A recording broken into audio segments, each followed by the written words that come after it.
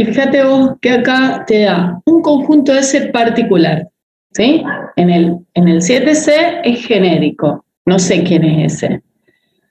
Acá tengo un conjunto S con elementos A y B, y me pide que escriba la tabla de operación para esa estructura. Es decir, el conjunto potencia de S, lo mismo que en el 7C, con la unión. O sea, no la intersección, sino la unión. Entonces yo ahí lo que escribí es quién es el conjunto potencia de S. ¿Está bien? Repasando. Es el conjunto de todos los subconjuntos de S. El vacío, el mismo S, el conjunto formado por A, el conjunto formado por B. ¿Y qué es escribir la tabla de operación? Es decir, la unión, cómo se define entre todos los elementos de PDS, es decir, listo los elementos de PDS en las filas, listo los elementos de PDS en las columnas. Eso en el 7C no lo puedo hacer porque no sé quién es ese. O sea, tengo que hacer todo, pensar todo en genérico. ¿Y qué sería la tabla de la operación? O sea, el vacío, unión, cualquiera me devuelve el mismo conjunto. ¿Sí? El mismo S, unión, cualquiera, me devuelve S. En la intersección a vos te funciona al revés esto. ¿Está bien? Entonces, cuando vos intersectas cualquier conjunto con vacío, te devuelve vacío. Y cuando vos intersectas cualquier conjunto con S, te devuelve el mismo conjunto. O sea, estas dos filas se intercambian y en lugar de S se pone vacío. Ahora bien, ¿quién es? A unión vacío. El mismo A. A unión S. El mismo S. A unión A. El mismo conjunto que tiene por elemento A. Y A unión B, en definitiva me da S, porque es el conjunto formado por A y B. ¿Sí? De la misma manera, este que está acá. Entonces, en el 10 yo puedo hacer la tabla porque conozco los elementos. Es un conjunto finito. Al hacer la tabla, estoy definiendo la operación binaria. Fíjense si se entiende eso, si tienen preguntas que hacer.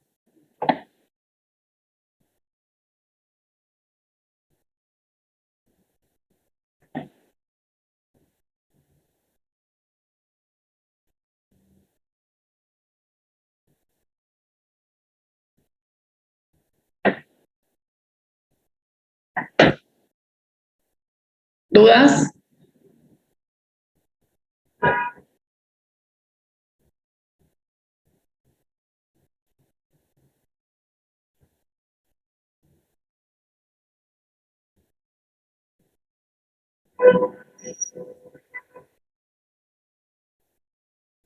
Hola chicos, ¿están ahí? Sí, profe. ¿Se entiende, Francisco? Sí, sí. Bien. Escuchen, yo si quieren les paso esto como PDF, ¿sí? Para que ustedes lo miren bien. ¿Por qué? Porque además hice un agregadito. El ejercicio solamente pide hacer la tabla de la operación. Listo, es esto que está acá. Esa misma tabla se podría hacer para la intersección, dado un S particular. Si no tengo quiénes son los elementos, no la puedo hacer a la tabla. Pero ahí también me pregunto, porque viste que el ejercicio dice hacer la tabla de la operación para este semigrupo, o sea, ya te dice que es un semigrupo. Yo como extra pruebo que sea un semigrupo, y eso es parecido a lo que hay que hacer en el 7C, con la diferencia que no lo puedo plantear con los elementos, lo tengo que hacer genérico. Entonces, fíjate, para que sea semigrupo me interesa la asociatividad de esta operación que es la unión. Lo conozco por propiedad de conjunto. ¿De acuerdo? Entonces, yo sé que la unión es asociativa. Ahí se conectó la profe, ahora le voy a preguntar. Termino esta idea. Buen día, Rosa. Buen día, buen día. ¿Cómo te va? Termino esta idea, después vemos. Acá también puedo decir que es un monoide esta estructura, porque como vimos en la tablita, el elemento identidad es el conjunto vacío.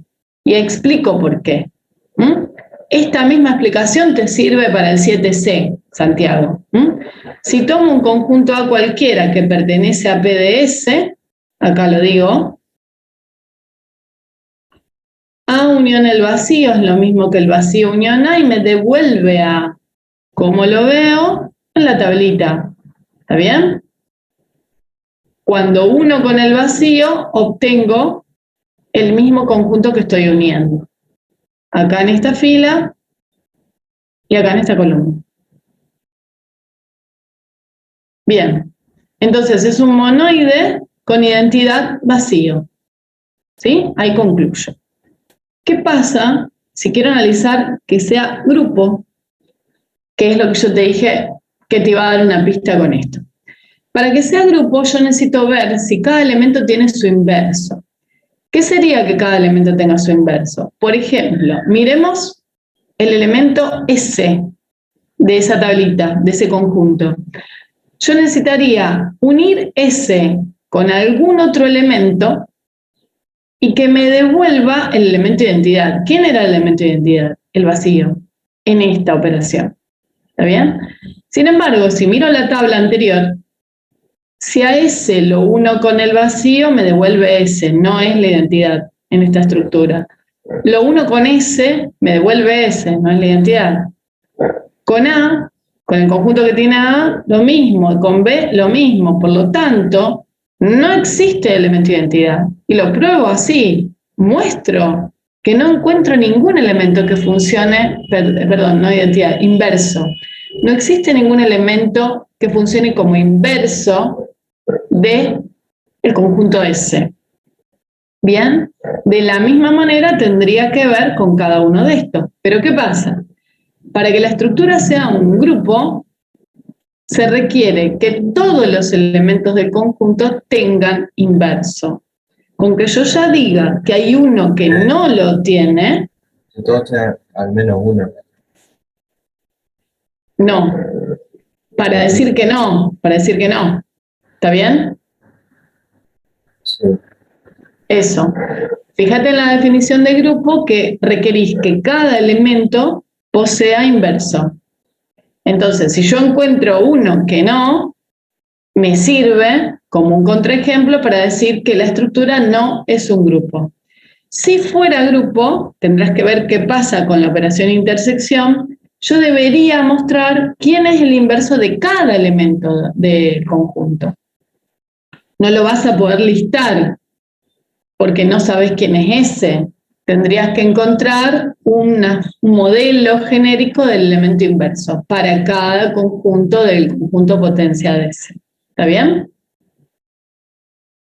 Así que te invito a que lo hagas y que me lo muestres la semana que viene en consulta.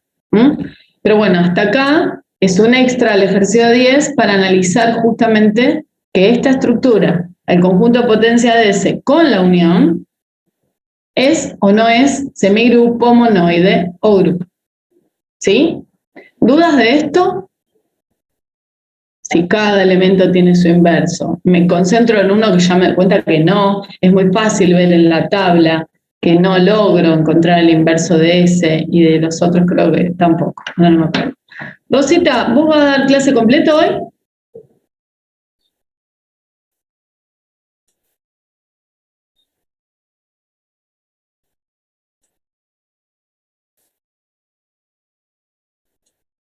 Bueno,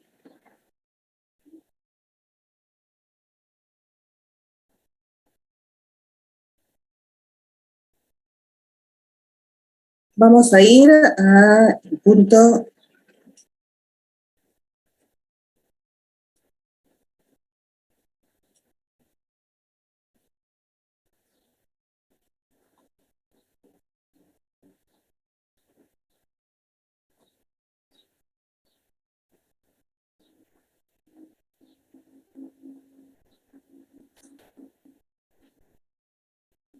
a donde tenemos que retomar. Bien, ustedes ahí estuvieron viendo recién con Erika. Ay, se me agrandó totalmente.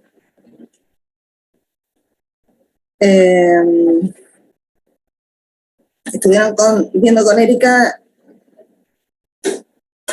finalmente repasando el concepto de monoides, ¿sí? Bueno, pero nosotros ahora lo que vamos a hacer es analizar otros conceptos que se denominan subsemigrupos, submonoides y subgrupos, ¿sí? ¿Qué será esto? Bueno, es muy sencillo. Si se entendió lo anterior, se debe entender esto. Tienen que buscarlo.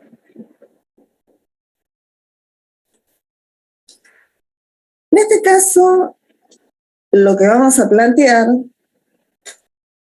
es lo siguiente. Planteamos un conjunto A, con una operación asterisco, una operación binaria asterisco, que le confiere la característica de semigrupo, ¿sí? O sea que si A es semigrupo, ¿qué va a suceder? Va a tener una operación binaria, ¿y qué más? ¿Qué va a pasar con esa operación binaria?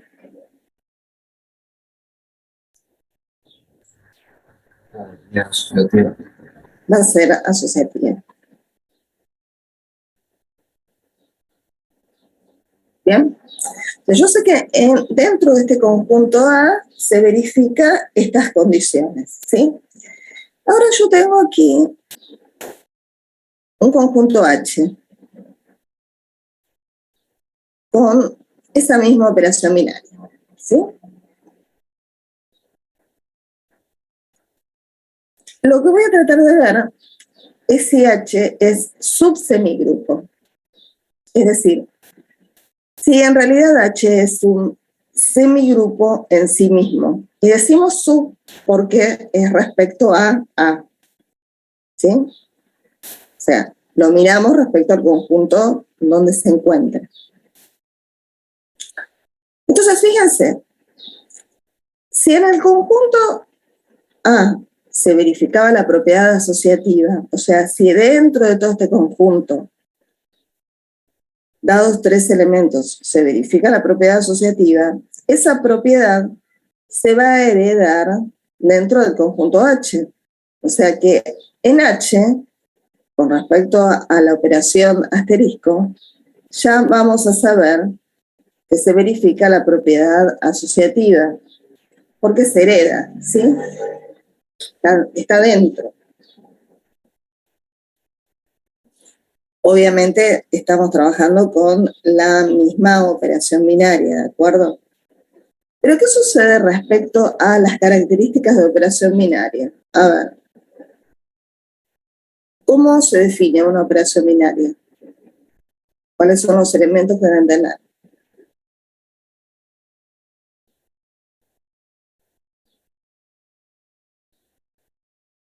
Chicos, ¿hay alguien del otro lado? Porque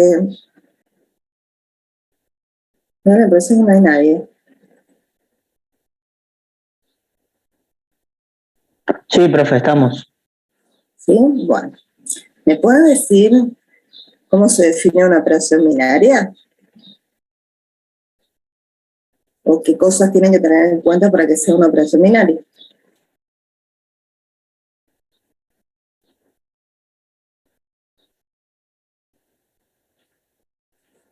Una de las características es esa, ¿sí? La otra es que para todo elemento del conjunto va a existir un único valor que pertenece al conjunto.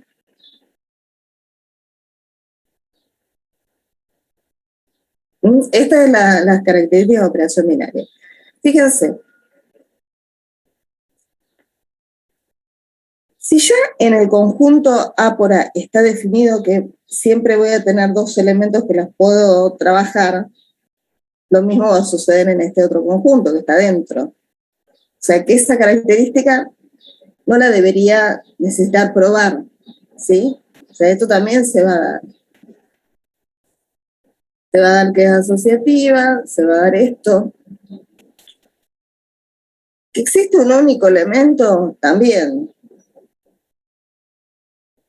Lo único que no sabemos es si ahora yo tomo un elemento A de este conjunto y un elemento B de este conjunto, y el resultado va a ir a parar al mismo conjunto. Sí sabemos que el resultado va a quedar en A. Pero para que sea semigrupo H en sí mismo, el resultado debería estar en H.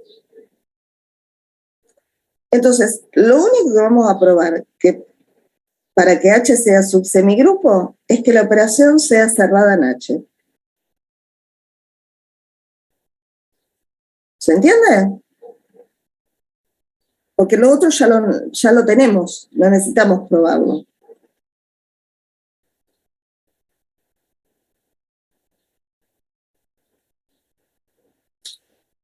¿Sí? ¿Queda claro? Sí, se entendió. ¿Qué pasa si ahora en vez de tener un semigrupo, si en vez de A ser un semigrupo, A es un monoide? Y H está incluido dentro de él. Entonces yo voy a querer ver si H es un submonoide. Recuerden que siempre, para ser monoide, debía ser semigrupo antes. Con esto es lo mismo. Para ser submonoide, debe ser subsemigrupo antes. O sea, debo probar que la operación sea cerrada en ese conjunto. Pero además, ahora, lo que voy a probar es que ese elemento de identidad que yo sé que está en A, porque A es monoide, debería estar en H, para que H sea en sí mismo un monoide. Piensen en la idea cuando hablo de sub, de la idea también como vimos en subárbol, que decíamos, bueno, tenemos un árbol y en un momento dado como que podamos una parte y trabajamos con el concepto de subárbol. El subárbol era un árbol en sí mismo, es un árbol en sí mismo. Aquí es la misma característica, ¿sí? O sea, el H como submonoide es un monoide en sí mismo y es submonoide del conjunto que está incluido. Y con el mismo planteo tenemos este tema del subgrupo. O sea, también deberíamos ver que la operación es cerrada, que existe el elemento neutro y que existe el elemento inverso para cada elemento. Lo que estuvieron viendo recién con Erika. ¿De acuerdo? O sea que estos conceptos en realidad no son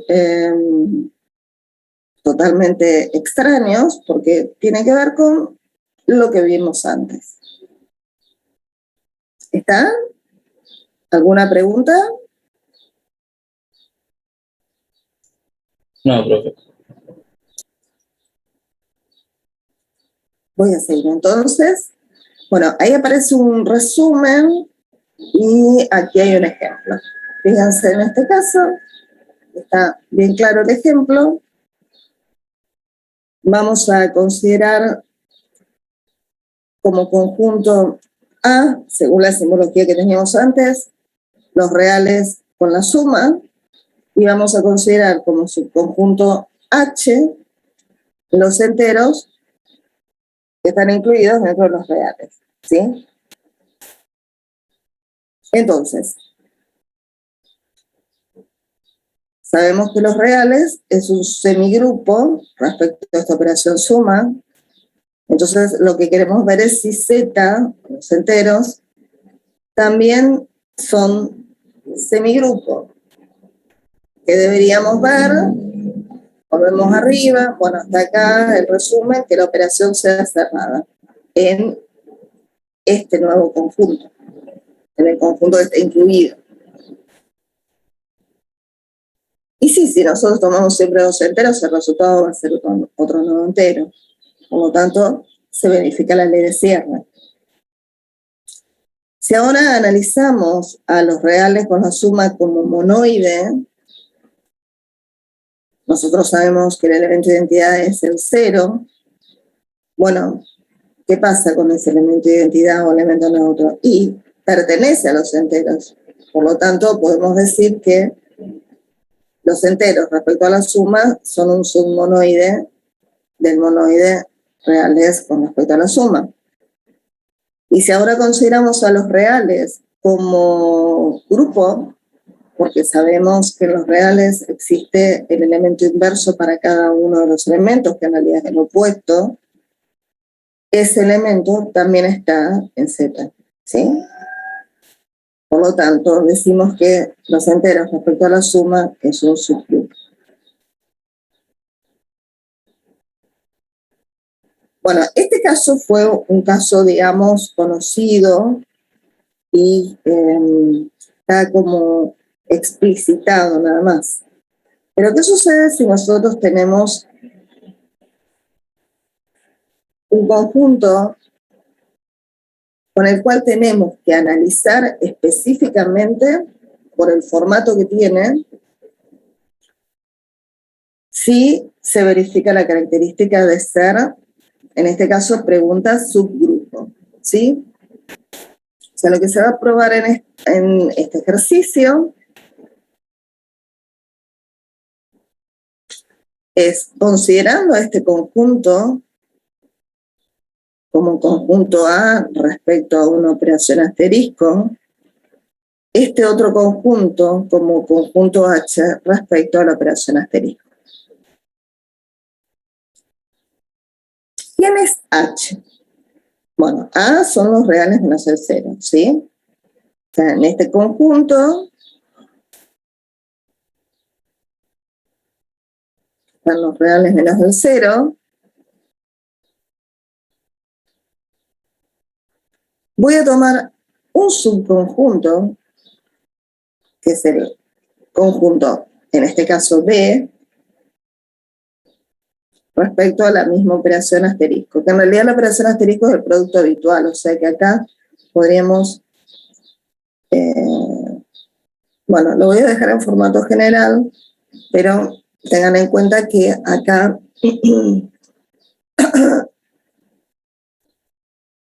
esto es el por, ¿no?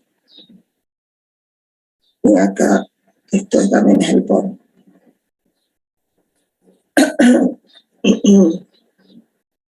Voy a tomar un poquitito de agua.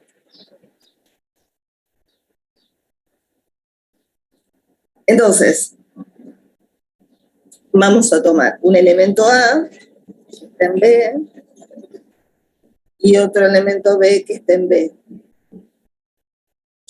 Pero para estar dentro de B, lo que yo tengo que hacer es tomar dos elementos que tengan esta característica, ¿sí? Me dicen que son todos aquellos enteros, ¿sí? Que los puedo escribir, o que tienen la forma de 2 elevado a la K. ¿Sí? O sea, ¿me pueden decir dos elementos que están en B?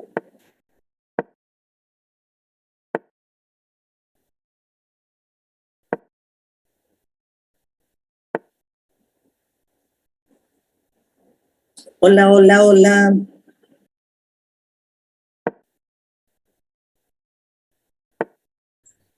Uno puede ser, profe. ¿Cómo? Uno puede ser uno. Vale, la Vamos a tratar de que sea otro. A ver. 4. Bueno, entonces A es igual a 2 a la 1 y B es igual a 2 a la 2. ¿Sí? O sea, tenemos esos dos elementos. En realidad lo tenemos que pensar en forma general, pero lo que quiero saber es si están entendiendo cuáles son las características del subconjunto B, ¿no es cierto? Entonces, si ustedes se fijan, lo que se plantea acá, genéricamente, son dos elementos en donde este es el K1 y este es el K2. Entonces yo digo, bueno, tomando dos elementos cualesquiera, A y B, y operándolos con la operación, en este caso yo ya pondría el producto, el resultado es esto, ¿no? O sea, el producto de potencia de igual base, se suman los exponentes, y me queda un nuevo elemento que está elevado a la K. ¿Por qué está elevado a la K? Con K perteneciente a enteros. Y porque yo sé que la suma de dos enteros me vuelve a dar un entero. Entonces, el nuevo elemento va a tener la misma característica que los anteriores.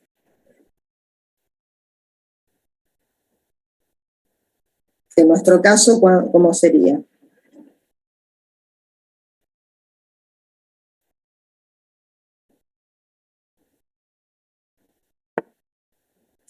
En nuestro caso, ¿cuál sería el valor de K? 3. Bien. A ver, ¿pueden levantar la mano el resto de los compañeros? Porque me parece ser que solo estoy hablando con dos personas. O sea que acá va a estar nuestro C, ¿sí? Probamos que efectivamente, si yo tomo A y lo opero con B, el resultado va a ser un nuevo elemento que va a estar en B. No va a ser cualquier real menos el 0, va a ser un elemento que tiene estas características, ¿sí? Bien, ahora, yo tengo que probar si es subgrupo. O sea, que tengo que ver ahora si el elemento de identidad, que yo ya sé que existe en reales menos el 0, que cuál es, con respecto a la operación producto. El 1. El 1. Quiero saber si el 1 realmente pertenece a este conjunto, a este subconjunto. Y sí, pertenece, ¿no? Porque yo puedo tomar el K igual a 0. Entonces, con K igual a 0, amigos, el 1 sé que pertenece a este conjunto. Entonces, hasta acá es un submonoide. Y finalmente lo que tendría que preguntar es si para cada elemento del conjunto B yo voy a tener un inverso. O sea, si yo voy a poder, dado un 2 elevado a la K, tener un inverso de ese elemento, de forma tal que al operarlo con la operación producto, ¿sí? O sea, si 2 elevado a la K por a la menos 1 va a ser igual a, ¿cuál es el neutro?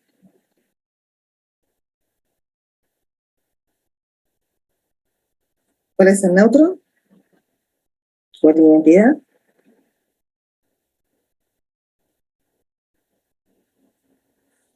Uno.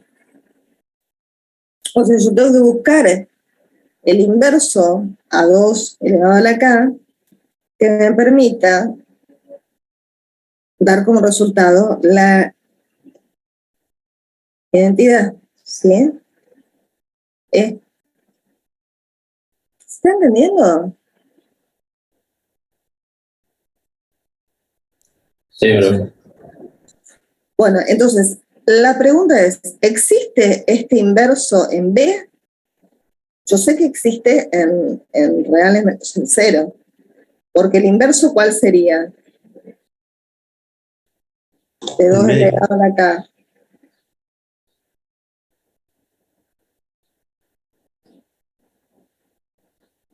Uno sobre 2 elevado a la K, ¿sí? O sea, 2 a la menos K, ¿no? Chicos, parece que estoy hablando en chino, pero ¿se entiende?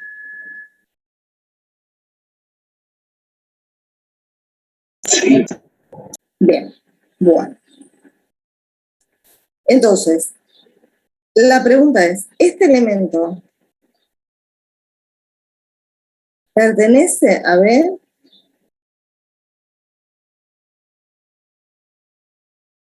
Sí, quiero arreglarlo. No pertenece, ¿no es cierto? Porque es una fracción.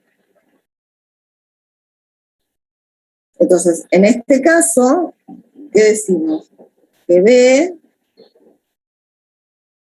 es, o sea, acá dicen no es un subgrupo, porque la pregunta era si era un subgrupo, pero en realidad B es un, ¿qué es?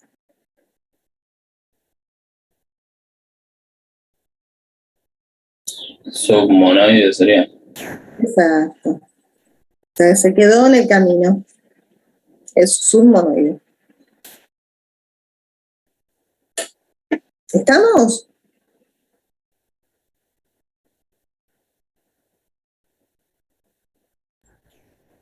Sí. ¿Sí? Bueno, borro y sigo adelante. Pueden bajar las manitas, los que se quedaron con las manitas levantadas.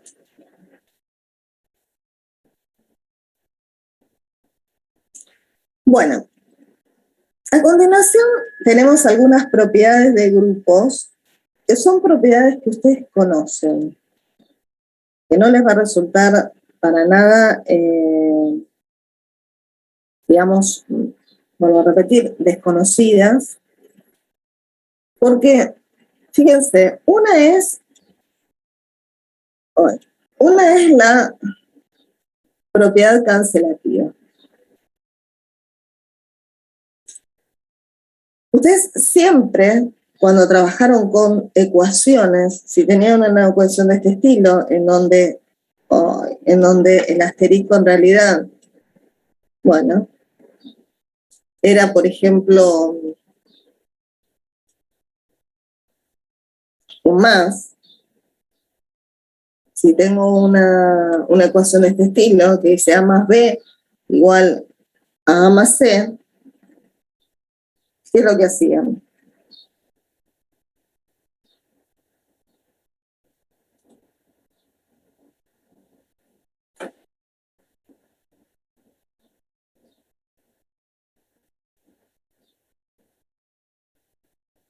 ¿Qué es lo que hacían? Decían, bueno, cancelo. ¿No hacían eso? Sí. Es lo mismo que se plantea aquí, ¿no? O sea, si tengo la operación, tengo un grupo, ¿sí? Esto ustedes lo hacían, por ejemplo, con los reales o en los enteros con respecto a los sumas, ¿no? Aplicaban la propiedad cancelativa por izquierda como por derecha y llegaban a que B es igual a C. ¿Mm? ¿Pero y por qué lo hacían eso? Porque en realidad estaban llevando a cabo todo lo que estuvimos viendo hasta ahora de forma analítica respecto a las propiedades o las características de la estructura. Porque en definitiva ustedes estaban haciendo en un solo paso todo esto. ¿Qué sería todo esto? Y lo que estaban haciendo, bueno, en realidad ahora acá toma como ejemplo este otro, ¿no? El de A por derecha. Si fuese en este caso, lo que ustedes estaban haciendo era restar por izquierda A en los dos miembros.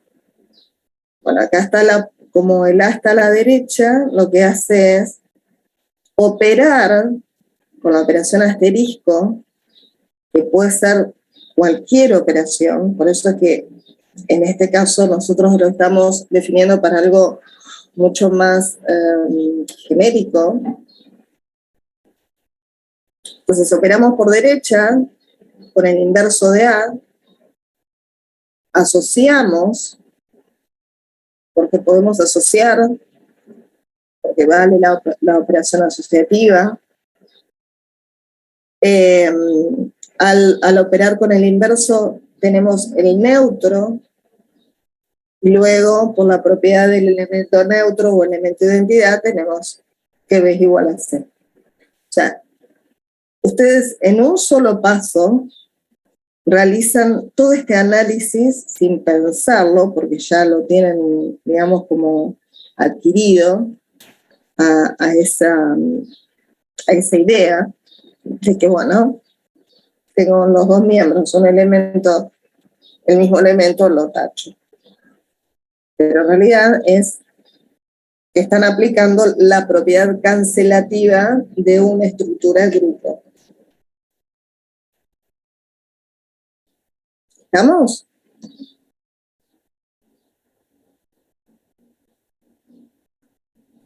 Sí, profe. Y también esta otra propiedad existe, que es la propiedad del inverso. Si yo tomo al inverso de un elemento y vuelvo a aplicarle el inverso, voy a obtener el mismo elemento. Típico. Menos A es A. ¿Sí? Si seguimos con la misma línea de los reales respecto a la operación suma, ¿sí? El inverso es el mismo elemento. Lo mismo sería si fuese A a la menos 1, o sea, si fuese 1 sobre A, esto nuevamente ya, si fuese pensando en el producto. Ahora a continuación tenemos otra propiedad que es un poco diferente, o por lo menos no es tan fácil, no es tan intuitiva, que es que el inverso de operar dos elementos no es más que el inverso de cada uno de esos elementos operados por separados, pero cambiando el orden. Para la demostración de la primera parte es muy sencillo porque, bueno, el inverso del inverso prácticamente no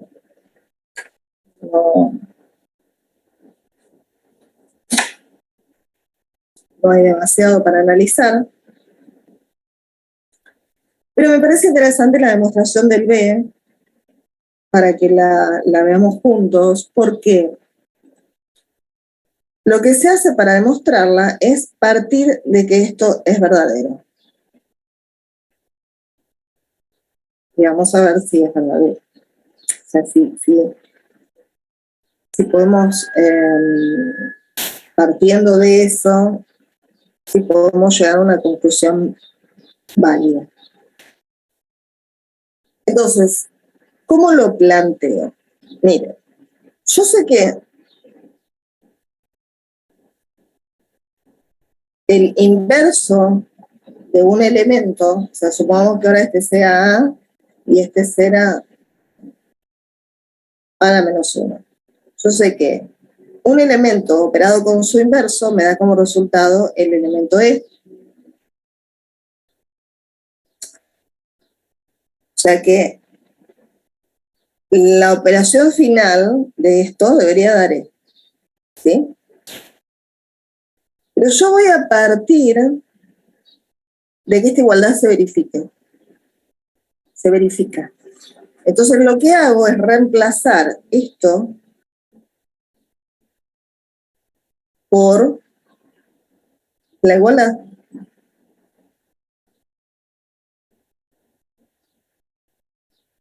Y entonces ahora que tengo todo esto, lo que voy a hacer es aplicar la propiedad asociativa con B y el opuesto de B, o sea, B y el inverso de B.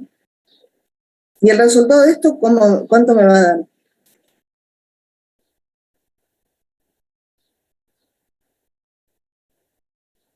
¿Cuánto me da lo que está entre paréntesis? El elemento de identidad. El elemento de identidad. Entonces, paso seguido, que no está acá, me va a quedar A, asterisco E, asterisco a la menos 1. Ahora, ¿qué hago?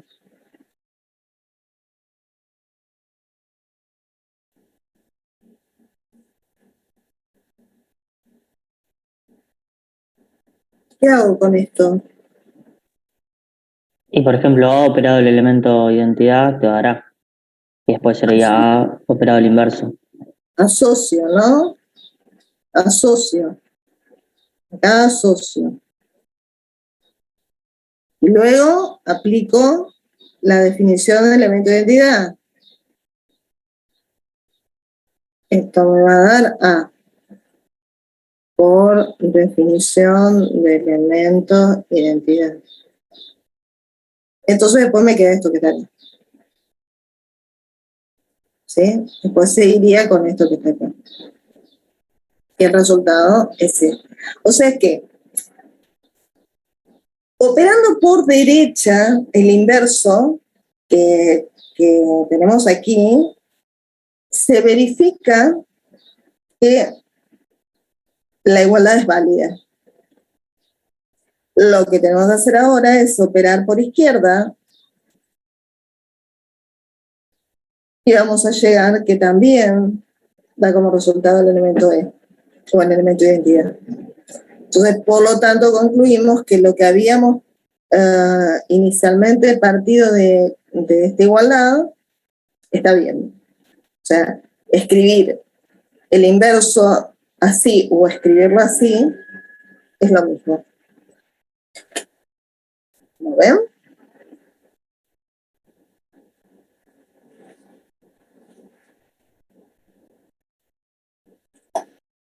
¿De acuerdo? ¿Sigo? Sí, profe. Sí.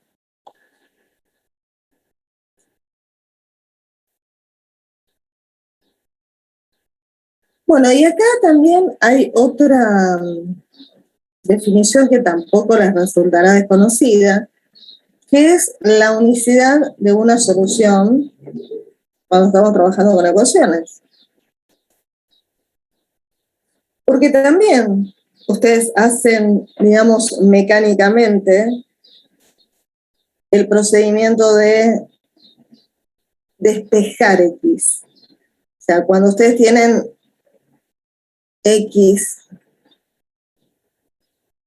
vamos a poner, más A igual a B, ¿ustedes qué dicen? Y paso el A al otro miembro, restando.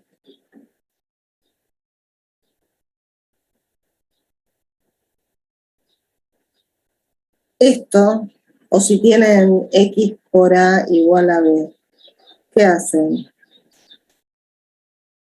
Paso el A dividiendo, dicen. ¿No?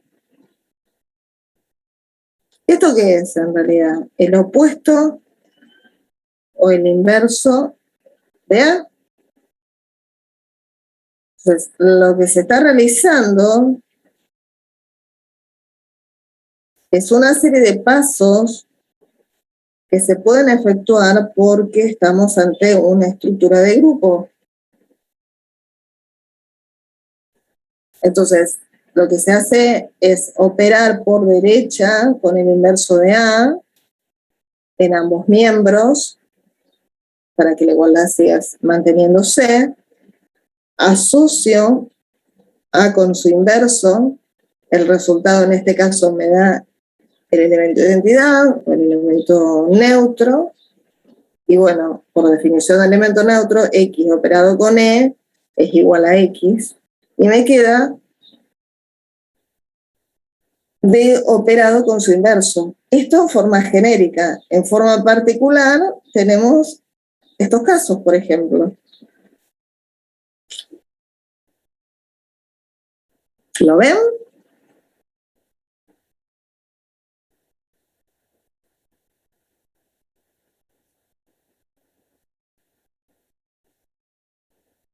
Lo mismo es si la ecuación ahora es A operado con X igual a B. En ese caso, ¿qué tendrían que hacer? Si tendrían que demostrarlo. Ay.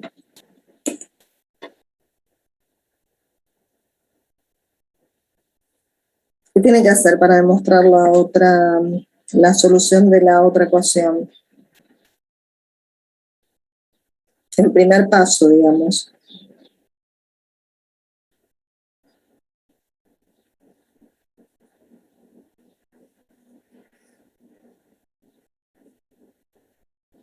Chicos, ¿están ahí?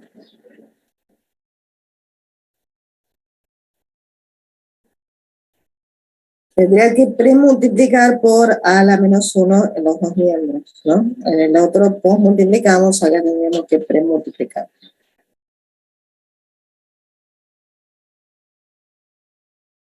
Bueno, y a continuación hay un ejemplo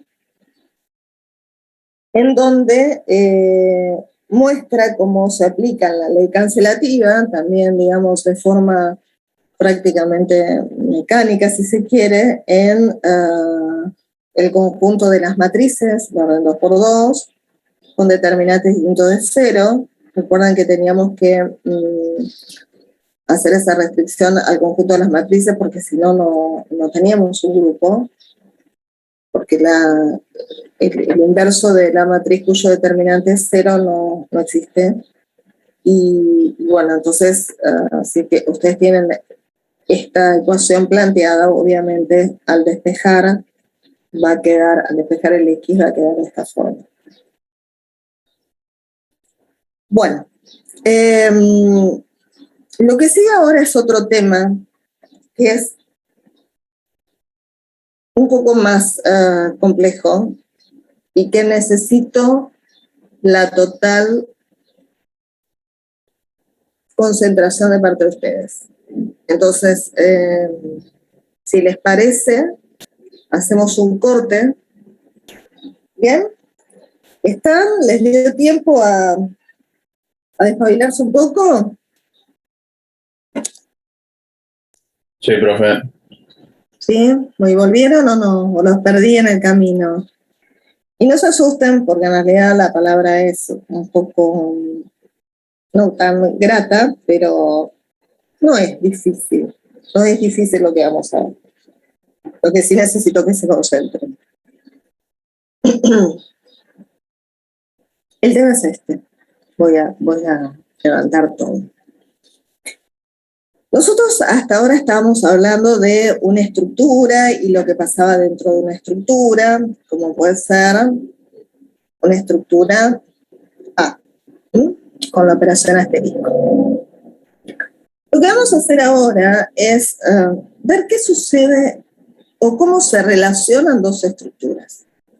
Entonces ahora vamos a tomar otra estructura, que la vamos a llamar B, y que le vamos a poner otra operación. Fíjense que, no sé si se llega a ver, que esta operación es un asterisco con un redondelito. ¿Lo agrando o está bien el tamaño ahí? Está bien ahí. ¿No necesitan agrandarlo? Bueno. A podría ser igual a B, podría ser. La operación asterisco podría ser igual a la operación asterisco con redondelito, podría ser, pero en principio vamos a considerarlo un caso genérico en donde son diferentes conjuntos y diferentes operaciones. Entonces, como A es una estructura que tiene la característica de tener una operación binaria mínimamente, ¿sí? Después vamos a ver qué tipo de estructura puede ser, pero podría ser un semigrupo, podría ser un monoide, podría ser un grupo. Porque lo importante es que tengo una operación binaria. Es decir, que si yo tomo dos elementos de A, el resultado de operarlo con el asterisco me vuelve a dar un elemento de A. ¿De acuerdo? O sea que esta estructura podría ser cualquiera de las tres estructuras que estuvimos viendo. Les comento que hay muchas más. Otra estructura es la de anillo, otra estructura es la de espacios vectoriales, que ustedes la deben haber visto también. Sí, digamos, bajo el concepto de estructura algebraica se engloban muchos de los entes matemáticos que ustedes trabajan. Pero bueno, volviendo a este ejemplo. Esta es una estructura, ¿sí? Con una operación binaria que verifica esto. Si yo encuentro una función o le aplico una función que me lleve los elementos al otro conjunto, la función va a ser esta, ¿no? Digamos, si yo la aplico al resultado este, la función, el elemento que tengo acá, va a ser un phi de x asterisco y. ¿Hasta ahí estamos? O sea, al resultado le aplico una función que me lleva a este conjunto B. Por otro lado, voy a también aplicar la función a cada uno de los elementos x e y por separado. O sea que si yo la aplico a x, voy a obtener esta función. Si yo la aplico a y, voy a tener esta función. Este es un elemento de B. Y este es otro elemento de B. Supongamos que lo llamamos x', y'. Y ahora ellos están en B. Pero como B también es una estructura, si yo opero x' con esta operación, bueno, es esta, con y', también voy a tener un elemento en B. ¿Sí? ¿Hasta acá estamos? Sí. Bueno, finalmente, si este elemento que está acá es igual a este elemento que está acá, decimos que estamos ante una función homomorfismo, o que existe un homomorfismo de A a B. O sea, si la función aplicada al resultado de operar los elementos da lo mismo que operar en el conjunto de llegada, ¿sí?, sus imágenes por separado, si esto es igual a esto, decimos que estamos ante un homomorfismo entre los dos conjuntos. ¿Se entiende el concepto? Sí. A ver, vamos a ver un ejemplo. ¿Te parece?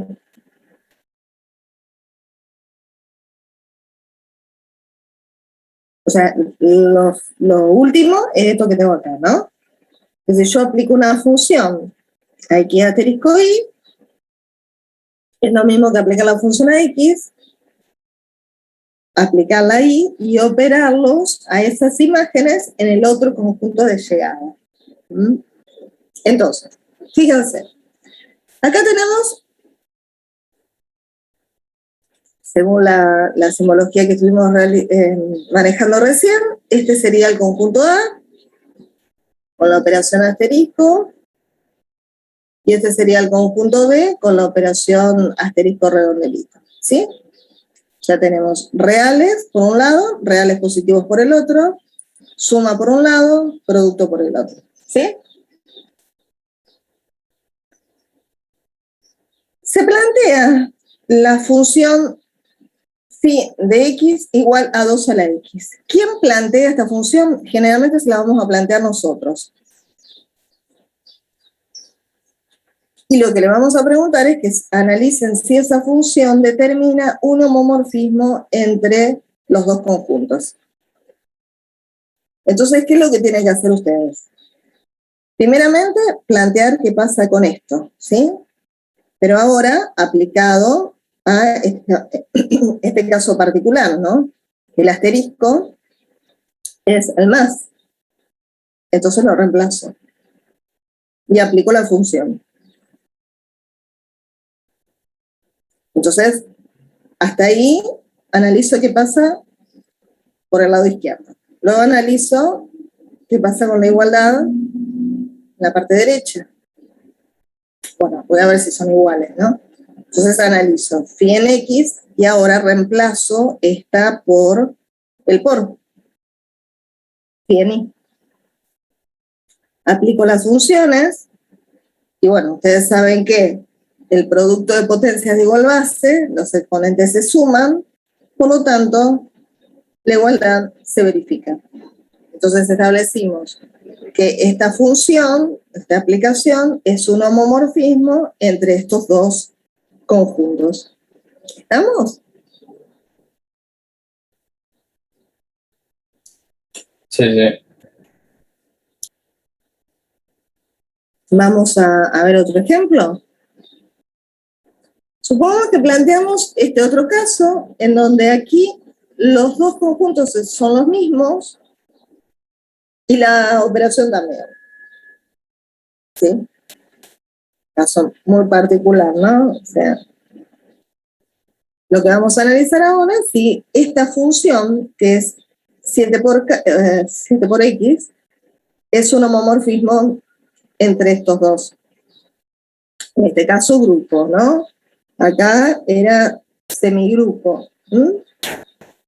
Entonces, están observando que esto que hoy habíamos hablado antes, podían ser diferentes estructuras, ¿no? Bueno, fíjense en este caso. La operación es más, entonces acá va a ir un más. Aplico la función. Luego veo qué pasa con las imágenes y la otra operación que también es más. Bueno, aplicando propiedad distributiva o sacando factor común, en este otro caso, estos dos resultados son iguales, o sea, los segundos miembros son iguales, los primeros miembros también lo son, por lo tanto tenemos un homomorfismo entre ellos dos. En este caso, cuando se trata de un homomorfismo de un conjunto al mismo conjunto, se lo denomina endomorfismo, pero bueno, en principio lo importante es que ustedes sepan el concepto de homomorfismo. En este otro caso, analizamos los semigrupos reales con la suma y reales con la suma, en realidad son grupos, pero bueno, con esta otra operación, con esta otra aplicación o función, que es 3x más 2. ¿Qué pasa en este caso? Puedo plantear la imagen de los dos elementos operados en el conjunto de partida. Esto es 3, aplico la función, 3x más y más 2, aplico propiedad distributiva, me queda esto. Por otro lado, si realizo si aplico la función en x, la aplico la función en y y la sumo, el resultado es 3x más 2 y 3y más 2. Obviamente se ve que no es lo mismo, son distintos, por lo tanto los primeros miembros también lo son, y en este caso no existe un homomorfismo. ¿Está hasta acá? ¿Homomorfismo? ¿Se entendió?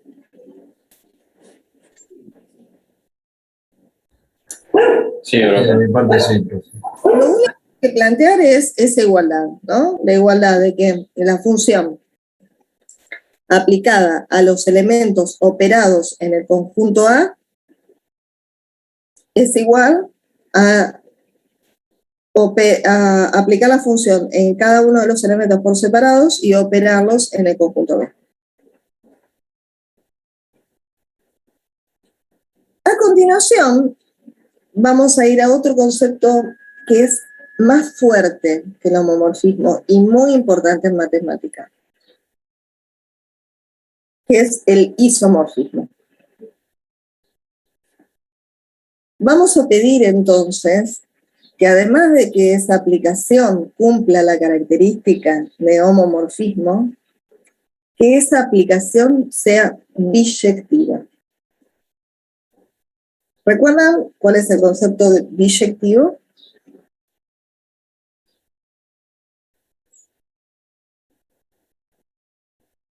Bueno, y acá tenemos que apelar a todo lo que estuvieron ustedes aprendiendo en las otras materias, ¿sí? Recuerden que discreta, además de ser cíclica, porque ustedes ven que estamos viendo conceptos de conjuntos desde el inicio y lo seguimos viendo hasta ahora y lo vamos a ver hasta el final, es importante que ustedes relacionen cosas que están estudiando en las otras materias, conceptos que estudiaron en las otras materias. Seguramente en análisis vieron que es biyectividad. ¿Cuándo una función es biyectiva? Cuando era inyectiva y sobreyectiva. Exactamente, o sea, en principio, cuando se verifica que es inyectiva y suryectiva o sobreyectiva. Entonces, significan esas dos cosas? Yo no me perdón, acuerdo. Santiago. ¿Qué significa inyectiva y subyectiva? Yo no me acuerdo bien, digo al principio. Ay, estoy media sorda yo.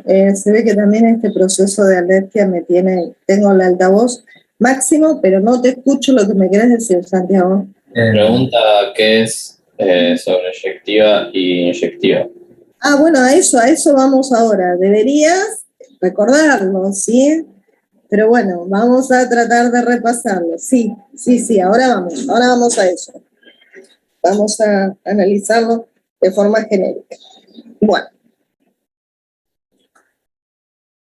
Entonces, primero,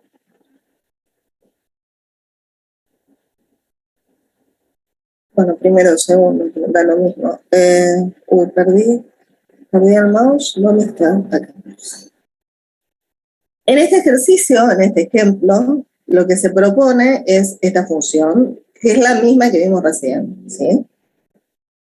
Y que ya vimos que es un homomorfismo. O sea, que lo que hay que analizar ahora es sobreyectividad e inyectividad. Y vamos a eso. A ver.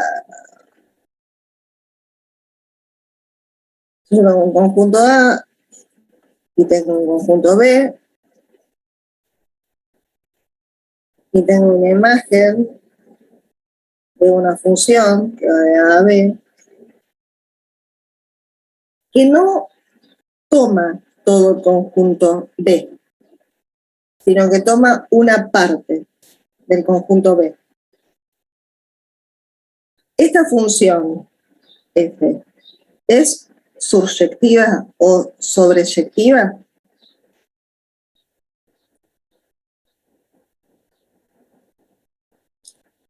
No lo es. Esto es no suryectivo. Para que sea suryectivo o sobreyectiva, vamos a poner sobre. La imagen debe ser igual al conjunto de llegada. Es decir, no debe haber elementos, como en este caso, un i que está acá, que no tenga preimagen.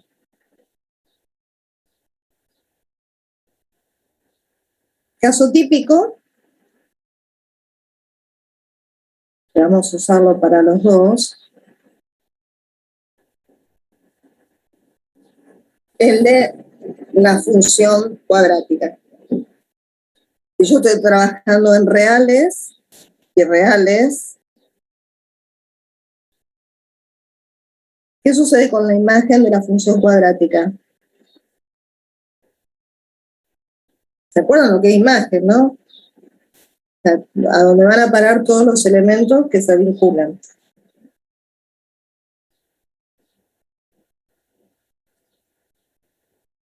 Reales positivos. O sea, acá la imagen son los reales positivos, no son todos los reales. ¿Mm?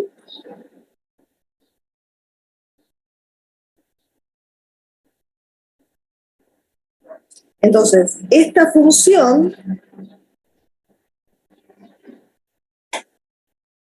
no es sobreyectiva o subyectiva porque hay elementos,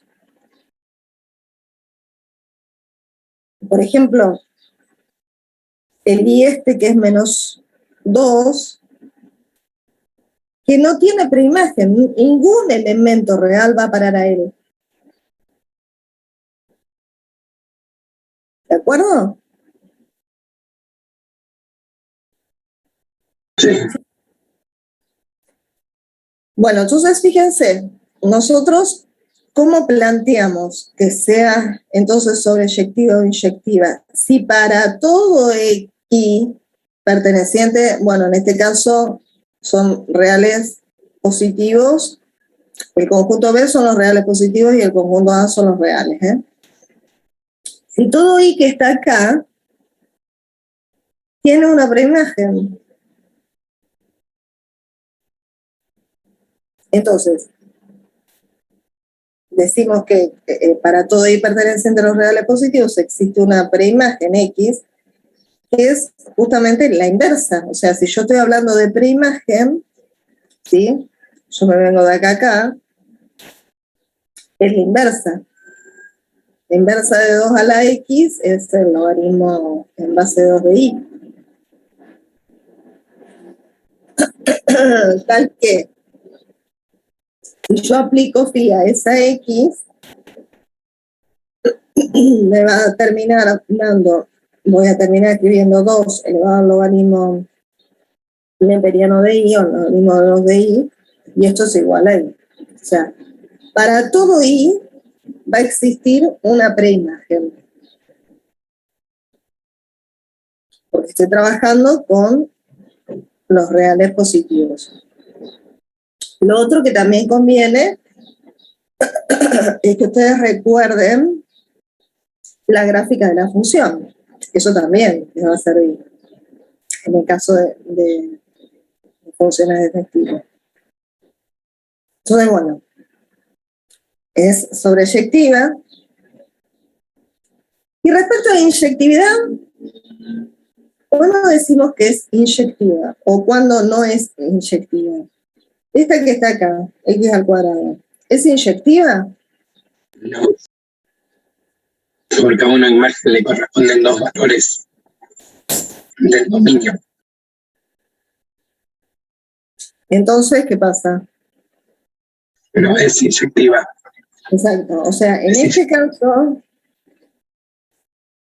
no es inyectiva, pues x1 diferente de x2, o sea, por ejemplo, acá tengo un elemento, acá tengo el otro, y la imagen es la misma. F en x1 igual a F en x2. Para que entonces sea inyectiva, yo tengo que plantear que si x1 es diferente de x2, F en x1 sea diferente a F en x2. ¿Qué es lo que plantea acá? ¿Lo ven? Yo tomo dos x1 diferentes, aplico la función y el resultado va a ser diferente también. Por lo tanto, es inyectiva. Esta forma de plantear la inyectividad se podría plantear a través de la recíproca. A veces es más fácil. ¿Y la recíproca cómo sería? Si f en x1 es igual a f en x2, necesariamente x1 tiene que ser igual a x2. O sea, la única forma en que las imágenes sean iguales es que las preimágenes también lo sean. A veces es más fácil plantear la igualdad antes que la desigualdad. Pero bueno, de cualquiera de las dos formas es válido. Y lo que les recomiendo para esto y para todo es tratar de recordar casos que les resultan a ustedes esclarecedores, si se quiere. Ejemplos con los cuales ustedes pueden visualizar qué es lo que se está tratando de decir. Entonces, antes de acordarse algo de memoria, por lo menos, si se acuerdan de un caso, como por ejemplo este, y consiguen entender por qué esta función no es subyectiva y por qué no es inyectiva, a partir de ahí deducir cuándo sí lo es. Me parece que es una buena forma de aprender un concepto y no olvidárselo.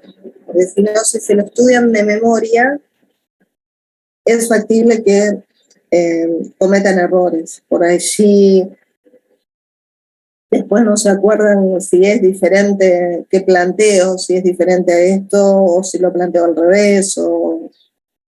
Entonces, me parece que si ustedes tratan de visualizar ejemplos que les resultan útiles, ya con eso es más fácil recordar.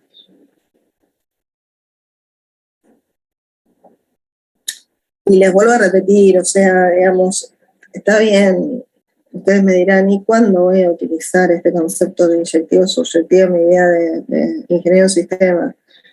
Pero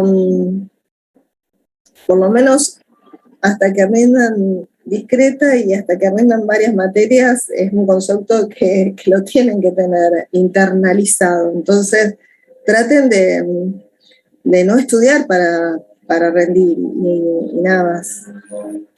Traten de estudiar como para tener herramientas que les sirvan para ir avanzando en la carrera. ¿De acuerdo? Sí, profe. Yo siempre digo que menos mal que no estudié abogacía, porque si me tenía que saber todas las leyes de memoria, hubiera sido un desastre. Por lo menos en matemática hay cosas que puedo llegar a deducir teniendo en cuenta mínimamente algunos conceptos. Entonces, bueno, no tengo que estar recordando tanto de memoria todas las cosas. Con tener algunos conceptos ya los puedo aplicar a los temas que necesito. Fíjense. Entonces, perdón, no terminé de decirles con respecto a lo otro, pero habíamos visto que era un homo biyectivo, por lo tanto, esa aplicación con esos dos conjuntos, teníamos un isomorfismo. Fíjense ahora que planteamos la misma aplicación, la misma función, ¿sí? Pero ahora cambian los conjuntos. Y cambian... No, solamente los conjuntos, porque la suma y el producto eran los mismos, ¿no? O sea, acá vamos a tomar reales con la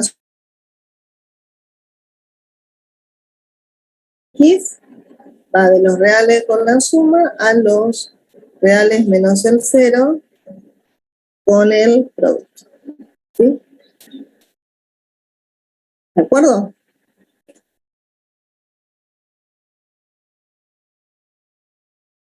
¿Qué pasa en este caso?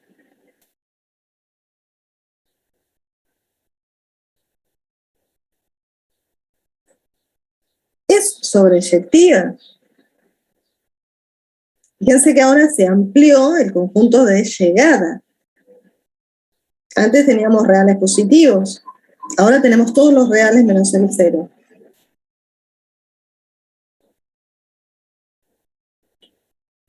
¿Recuerdan la gráfica de 2 elevado a la x?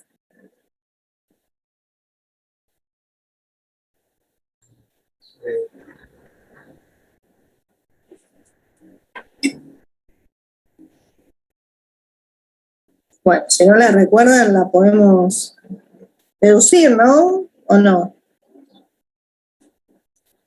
2 a la 0.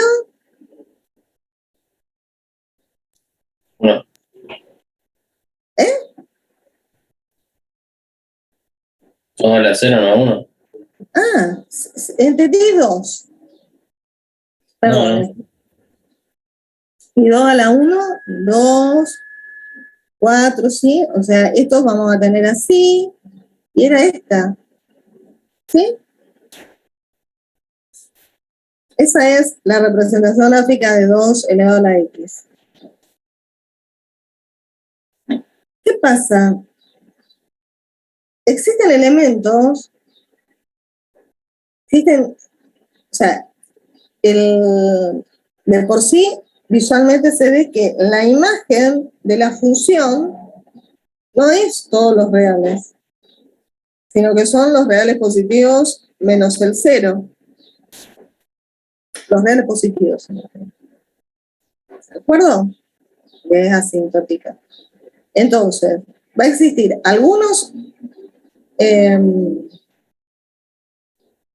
elementos de la imagen que no tienen preimagen. Por ejemplo, acá plantea el i igual a menos 1. No existe un x perteneciente a reales tal que phi a la x, phi aplicado a x, que es 2 a la x, es igual a 1. A menos 1. ¿De acuerdo? Entonces, esta función, cambiándole los conjuntos de partida y de llegada, no es un isomorfismo.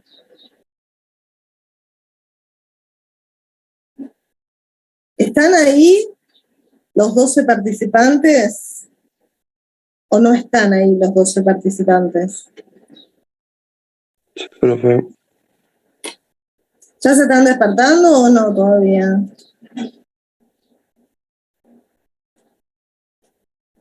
Ay. Vamos a ver otro ejemplo más. Sí, profesora, vamos a ver otro ejemplo más.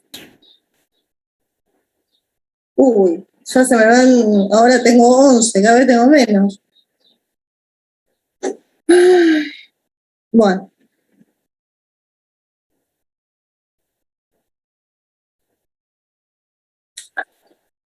En este caso, vamos a plantear una función que nos vincula a R3 con R2. De forma tal que, aplicada a las coordenadas x y z, es x menos y, o sea, el primero menos el segundo, y el tercero más el segundo, ¿sí?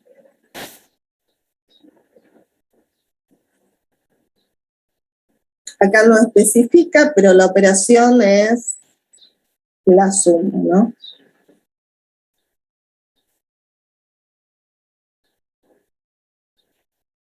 Entonces, la pregunta ¿es un isomorfismo? Vamos a ver que primero sea un homo. Entonces, ¿qué tengo que hacer?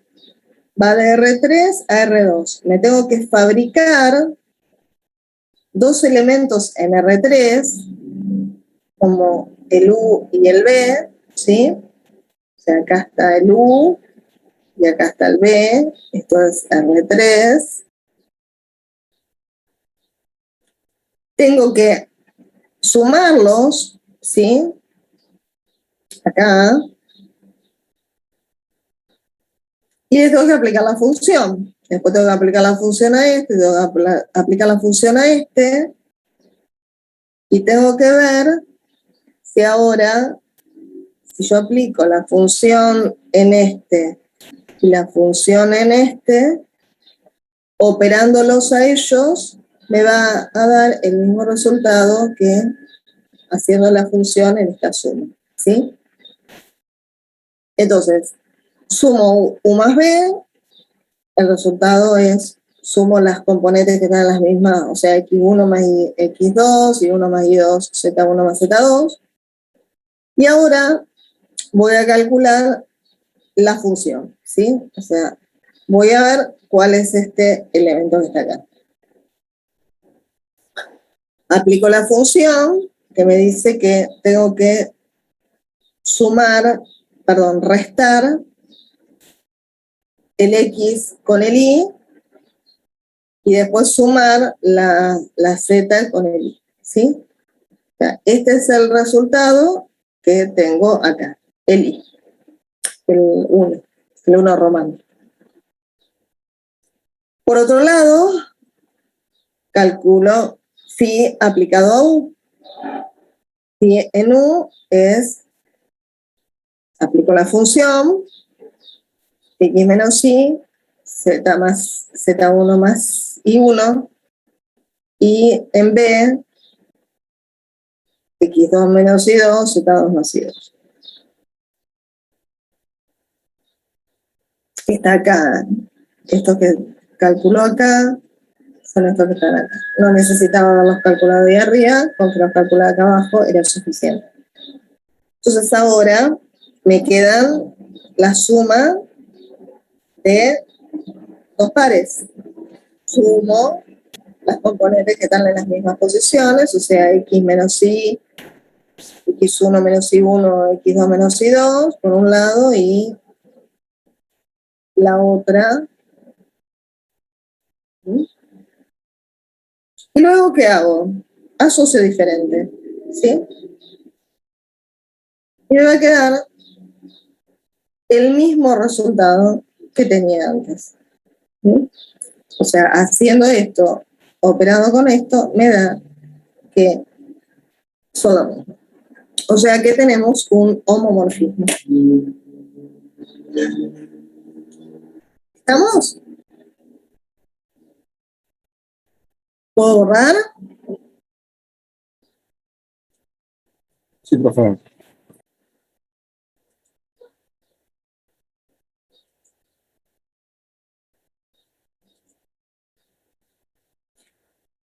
Para terminar de analizar si tengo un ISO, lo que hago es ver si es sobreyectivo, o sea, si todo elemento del conjunto de llegada de R2 tiene una preimagen en R3.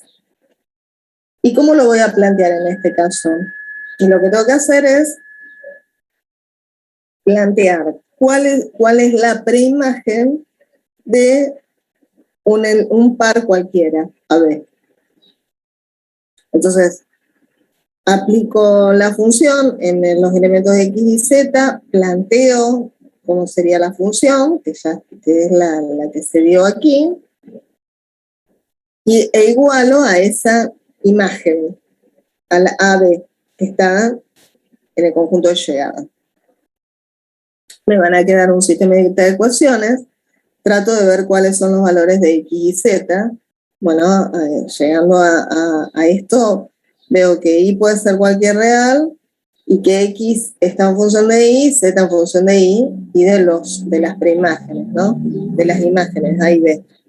Entonces, sí, siempre voy a tener un X y Z que tiene estas características en R3. Entonces, es sobreyectiva. Y respecto a biyectividad, ¿qué sucede?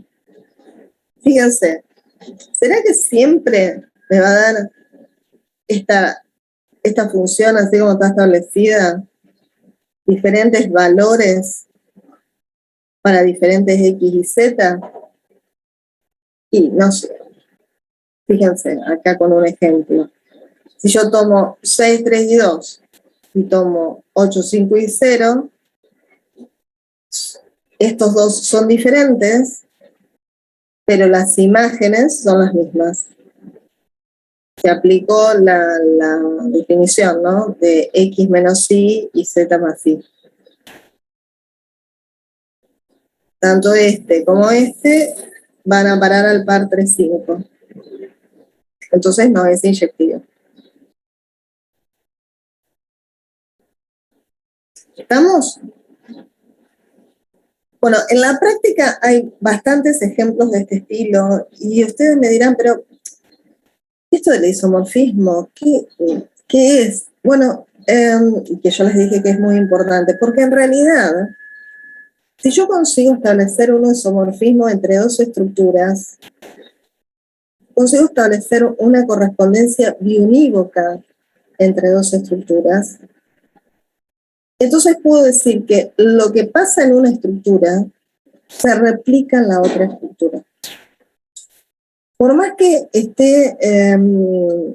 por más que tengan ambas estructuras elementos diferentes, las propiedades algebraicas de cada una de las estructuras se van a mantener. Y eso les sirve muchísimo a los matemáticos para poder hacer estudios de estructuras que se desconocen, partiendo de una estructura que se conoce. Si yo sé cómo las propiedades que se verifican en una estructura, y yo consigo establecer un isomorfismo con otra, y en esta no sé qué es lo que pasa, si ese isomorfismo existe, yo voy a poder decir que las propiedades que se dan en una se van a dar en la otra.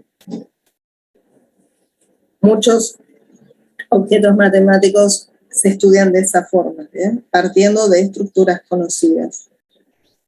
Iso en griego significa igual forma. Por eso es que se habla de isomorfismo.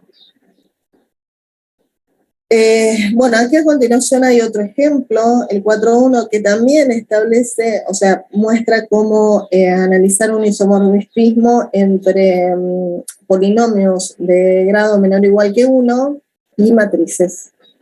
De forma tal que la función que se establece es una función que lleva al polinomio ax más b a la matriz de 2 por 1, que tiene justamente los elementos a y b. Bueno, si ustedes lo analizan van a ver que se verifica la propiedad de homomorfismo, de forma tal que el resultado es una nueva matriz que tiene componentes A y B, bueno, con A1 más B1 más A2 y B1 más B2. Pero, ¿qué sucede respecto a... no, en este caso no hay problema, porque tenemos todo el conjunto de las matrices, ¿sí? Ya siempre vamos a tener una matriz que tiene como AB, que va a tener un polinomio asociado, o sea, que va a ser sobreyectiva, y también va a ser inyectiva porque para polinomios diferentes vamos a tener matrices diferentes. Ahora yo pregunto, si en vez de haber definido la matriz así, yo la definía como una matriz que va a ser igual a la matriz 2 por 2, y va a ser A0, B0.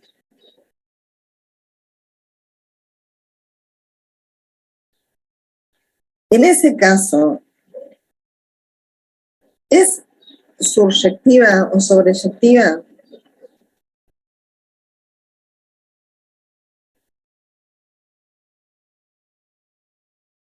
¿Cómo es la pregunta, profe?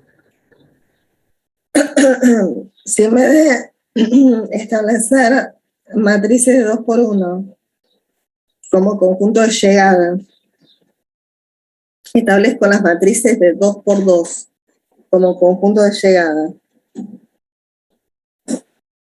Y la función me lleva a la matriz A0, B0.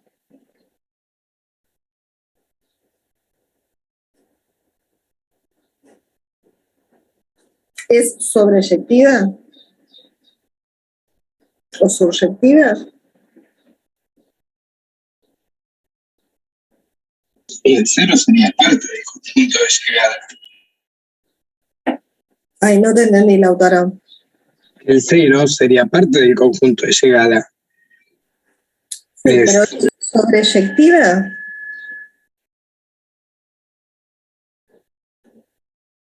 La imagen de esa función es igual al conjunto de llegada. Recuerden siempre eso.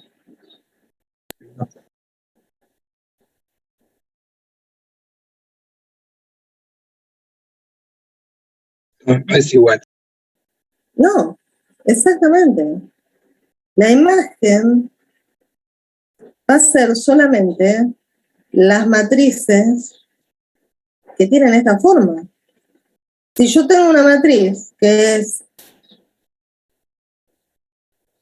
por decir, esta no tiene preimagen, porque me dice que vayan a parar todas acá. O sea que si yo establezco el conjunto de las matrices de 2 por 2 de esa forma, esa aplicación no funciona como un isomorfismo entre los dos conjuntos. ¿De acuerdo? Bueno, qué complejo que estamos. ¿Sí o no? Sí, profe. Bueno, finalmente hacemos un esfuercito más para ver algo y ya los dejo. ¿Aguantan? Sí. Bueno, fíjense, esto es más simple. Nosotros hasta ahora estuvimos viendo isomorfismos entre conjuntos infinitos. ¿Qué pasa cuando tengo conjuntos finitos? ¿Tendré que hacer exactamente lo mismo? No. En este caso, tengo que hacer un procedimiento mecánico. Se les da a ustedes un conjunto S con la operación asterisco y un conjunto T con la operación puntito. Y 2 tablas. La pregunta es, ¿estos 2 conjuntos con estas operaciones son isomorfos? ¿Qué cosa me tengo que fijar de entrada o qué requisito o qué condición deben tener esos conjuntos en tablas para que yo pueda establecer un isomorfismo?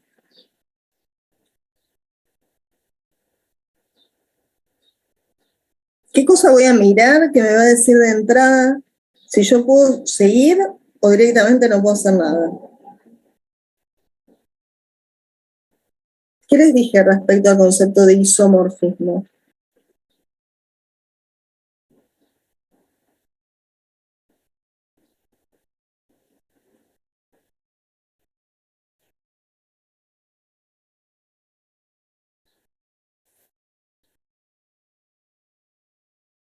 Tiene que ser biyectiva. Bueno, y ese concepto de biyectiva, ¿qué implica? Correspondencia. Biyectiva y sobreyectiva. Bueno, pero es una correspondencia 1 a 1. Les dije que un isomorfismo establecido entre 2 estructuras me determina que todo lo que pasa en una es lo mismo que lo que pasa en la otra, a pesar de que puedan llegar a tener los elementos naturalezas diferentes. Entonces necesariamente tienen que tener la misma cantidad de elementos. Si yo tengo una estructura que tiene 3 y otra estructura que tiene 4, nunca voy a poder establecer un isomorfismo entre ellos. O sea que mínimamente de entrada me tengo que fijar si tienen la misma cantidad de elementos. porque esa biyectividad, esa correspondencia uno a uno, me dice que piensan que es como un espejo, como una realidad paralela, si se quiere. Si acá tengo 3 cosas, acá voy a tener también 3 cosas. Que pueden ser de naturaleza diferente, vestirse diferente, actuar diferente. Actuar diferente no, vestirse diferente, verse diferente, pero van a actuar de la misma forma. Entonces, fíjense, en este caso, yo establezco que la función en 1 vaya a parar a C, la función en 2 vaya a parar a A y la función en 3 vaya a parar a B. O sea, cuando tengo elementos así finitos, establezco directamente las imágenes de cada uno de los elementos. ¿Por qué lo determiné así? Porque quise. ¿Podría haberlo determinado de otra forma? Sí. Ahora vamos a ver por qué esta fue una forma correcta. Paso siguiente. Agarro la tabla S y escribo, o sea, le aplico la función, en definitiva. Pongo phi en 1, phi en 2, phi en 3, ¿sí? Y después la aplico. O sea que reemplazo. Donde phi en 1 lo reemplazo por C. Donde phi en 2 lo reemplazo por A. Donde phi en 3 lo reemplazo por B. ¿De acuerdo? ¿Qué es lo que voy a tratar de hacer? Yo voy a tratar de llegar a esta tabla. Si yo consigo de una tabla llegar a la otra aplicando la función que yo me creé, entonces ya voy a saber que existe un isomorfismo. Fíjense, esta tabla ahora tiene elementos de T, pero está desordenada. Entonces lo que voy a tratar de hacer es ordenarla. ¿Cómo la voy a ordenar? Bueno, primeramente reordeno las filas, podría haber reordenado las columnas, ¿no? Pero reordeno las filas de forma tal que ahora el A está acá, el B está acá y el C está acá. A, B, C. Y luego reordeno las columnas, ¿sí? Una vez que hago todo eso, llego a la misma aplicación, a la misma estructura, perdón. Por lo tanto, digo que existe un isomorfismo. Bueno, a continuación vienen unos teoremas que me parece que vamos a dejarlo por ahí, porque no sé si van a estar en condiciones de verlos ahora. ¿A qué hora tienen la otra materia? ¿Las y media? Sí, a las 10. Ah, bueno, entonces tienen un tiempito más para mirar esto. Por ahí conviene verlo ahora, que lo tienen más fresco. ¿Se quedan?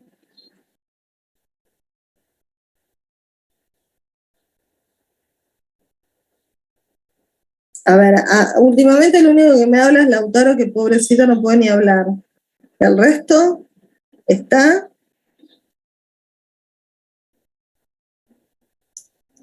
Sí, profe, como quiera usted. Claro, como quiera usted, profe. ¿Qué me dijiste, Franco? No te entendí. Como quiera usted. Estoy también jodido de la garganta. Por allí, si lo más o menos lo tienen claro, podría enganchar esto. Por lo menos la inversa. Bueno, no, por ahí les comento un poquito todo lo que sí, para que les quede claro. Si no, de última volvemos, esto lo volvemos a mirar. Pero miren, el concepto de la inversa de un isomorfismo tiene que ver también con algo que ustedes vieron en análisis. Ustedes saben que si yo establezco una función, tengo una función biyectiva, puedo establecer la inversa, ¿sí? Que también va a ser biyectiva. Entonces, en principio, la inversa de una función cumpliría esa propiedad de biyectividad. Lo que tendría que ver es si cumple la definición de homo, porque entonces si la inversa es biyectiva y homo, también sería un isomorfismo. Y sí lo es, porque estamos hablando que lo que pasa en una estructura pasa en la otra. Si yo establezco una función de ida, también voy a poder establecer una función de vuelta, y la función de vuelta es la inversa. Y fíjense, voy a ir directamente al gráfico. En el homomorfismo nosotros establecíamos que si teníamos el producto de A por B, que es la operación asterisco B, al aplicar la función me daba un phi de asterisco B, que no es más que el aplicar la operación a las dos imágenes por separado, ¿sí? Fíjense que acá la otra operación es, no sé si se llega a ver, pero es un rombito con un puntito, ¿sí? Entonces ahora, la inversa, ¿sí?, de A' me va a dar A, que es la función inversa aplicada a prima. Lo mismo la función inversa aplicada a B'. Y finalmente, si yo aplico la inversa, bueno, ahí se me va otro más. Si yo aplico la inversa a estos dos, ¿sí?, me va a quedar la inversa de A' operada en la inversa de B', que no es más que A operado con B. Entonces, bueno, eso es lo que establece acá para hacer el análisis de que la inversa es un homomorfismo. Lo único que hago es expresar phi de A como A', phi en B como B', aplico las inversas, que va a dar A y B, y bueno, luego calculo para llegar a esta igualdad, reemplazando y aplicando las propiedades de función compuesta e inversa. A lo que quería llegar es a esto que me parece interesante. Fíjense, si yo tengo dos estructuras, ya sea monoides o grupos, cuyas identidades son E y E', y un homomorfismo sobreyectivo en realidad, la aplicación aplicada en el neutro de la primera va a ir a parar al neutro de la segunda, o a la identidad de la primera va a ir a parar a la identidad de la segunda. Fíjense en esto que hicimos ahora, acá.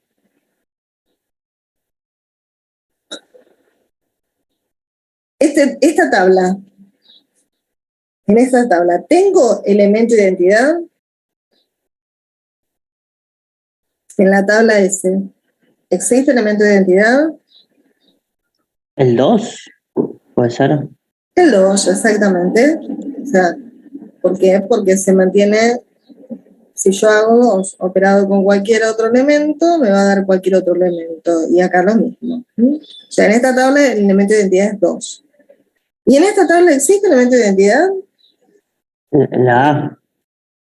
La A, exactamente. Y fíjense cómo definimos acá la función.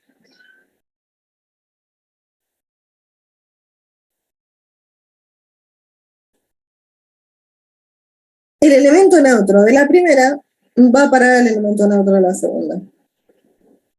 Esa es una de las condiciones que ya me garantiza en cierta forma que estoy armando bien la función. Por este teorema que vimos allá. Que si existe un homomorfismo sobreyectivo, en realidad es más la idea de isomorfismo, ¿no? Necesariamente la identidad de una va a parar a la identidad de la otra. Y como corolario de eso, como esta observación, si en una estructura tengo un elemento de identidad y en la otra no, o sea, si una estructura es monoide y la otra es semigrupo, nunca voy a poder establecer un isomorfismo. Esa también es otra de las condiciones. O sea, si ustedes cuando analizan esto, además de ver que tengan la misma cantidad de elementos, una estructura tiene elemento de identidad y la otra no lo tiene, y un isomorfismo no va a haber seguro. Porque vuelvo a repetir, si yo establezco un isomorfismo, es como que tengo lo mismo en una estructura que en la otra. Y si en esa estructura, si en la primera estructura hay un elemento de identidad, en la otra también debe haberlo. Luego podría haber variado, o sea, lo que podrían hacer ustedes es probar qué pasa si yo a phi en 1 le doy el valor B y a phi en 3 le doy el valor C. Si también llego a una misma, a un isomorfismo. Pero seguro que el 2 tiene que ir a parar al A. ¿Se entendió?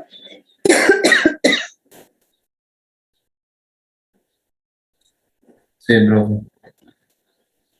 Bueno, y aquí hay otros teoremas que también tienen que ver con respecto a homomorfismo, donde la función inversa va a ser igual que aplicar la función a la inversa.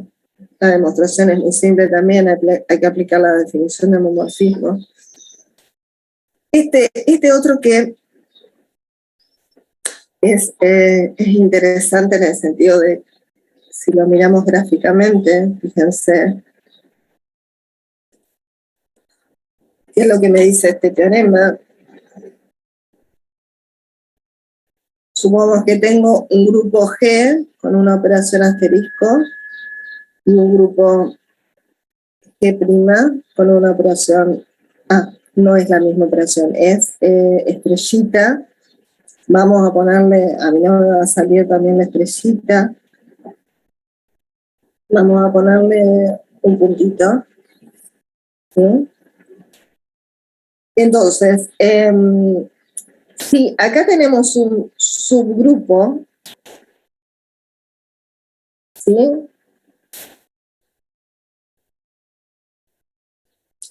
Entonces, vamos a tener una aplicación phi que va de uno a otro, ¿sí?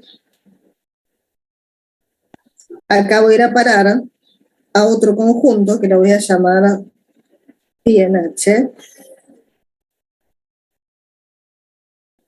¿sí? O sea, todo esto va a parar acá. Todos los elementos de H van a parar a phi en H, donde acá tenemos estos A', ¿no?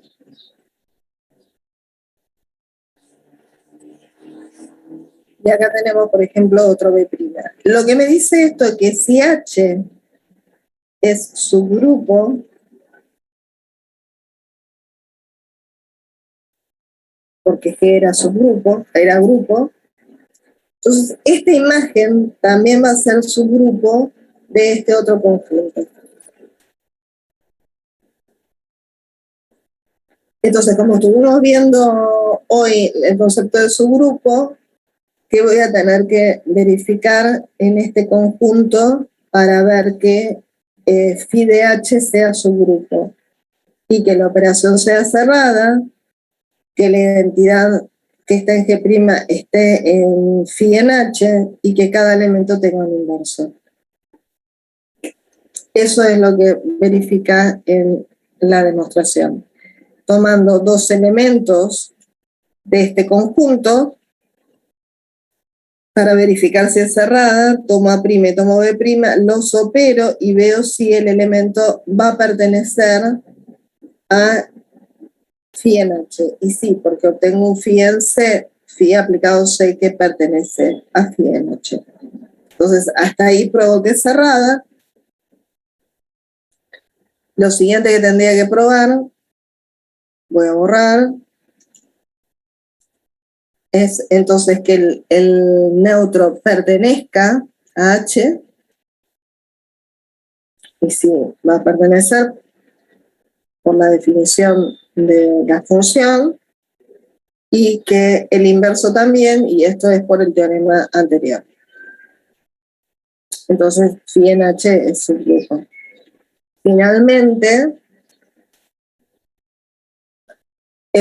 si tengo un homomorfismo sobreyectivo de un semigrupo conmutativo